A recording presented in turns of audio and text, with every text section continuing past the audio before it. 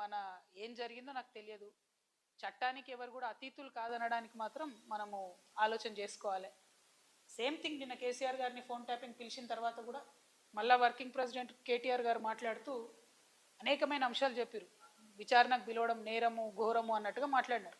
నేనేమంటున్నా, ప్రజా జీవితంలో ఉన్నప్పుడు అనేకమైన అంశాలు ఉంటే వాటి కాన్సిక్వెన్సెస్ ఫేస్ చేయాల్సి వస్తుంది.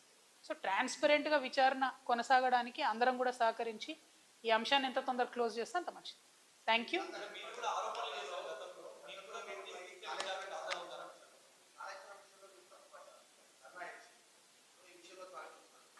నేనేం తప్పు పట్టట్లే. నేనేమంటున్నా, వారు మాట్లాడిన మాటలు చూడండి. ఎట్లా అయితే మంచోడైనా చెడ్డోడైనా మేము చెప్పిన వాళ్ళకే ఓటేయాలన్నారో అసలు మమ్మల్ని విచారణకే పిలవద్దు అన్నట్టు మాట్లాడుతున్నాం.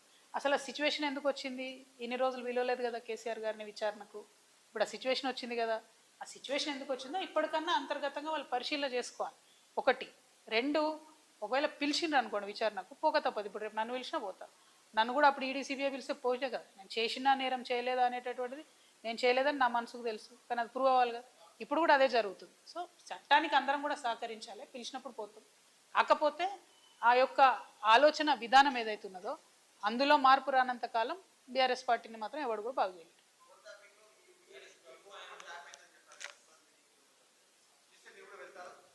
తప్పకుండా చట్టానికి సహకరిస్తాం కదా. చట్టానికి సహకరించకుండా ఎందుకుంటాం? వెళ్తాం. ఓన్లీ థింగ్ నేనేమంటున్నా అంటే, కాంగ్రెస్ గవర్నమెంట్ గుంటనక్కగతోని కంప్లీట్గా మ్యాచ్ ఫిక్సింగ్లు ఉన్నారు కాబట్టి వాళ్ళు దీన్ని కంక్లూడ్ చేయరు.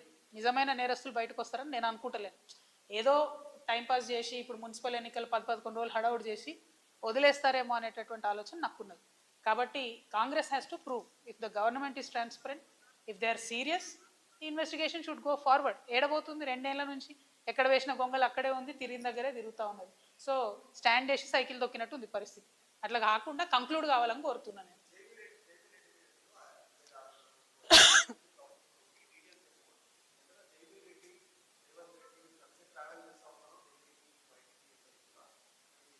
అంటే జైవీర్ రెడ్డి గారు రేవంత్ రెడ్డి గారు ఎంత క్లోజ్ అన్నది నాకు తెలియదు, నాకు అనవసరం కూడా.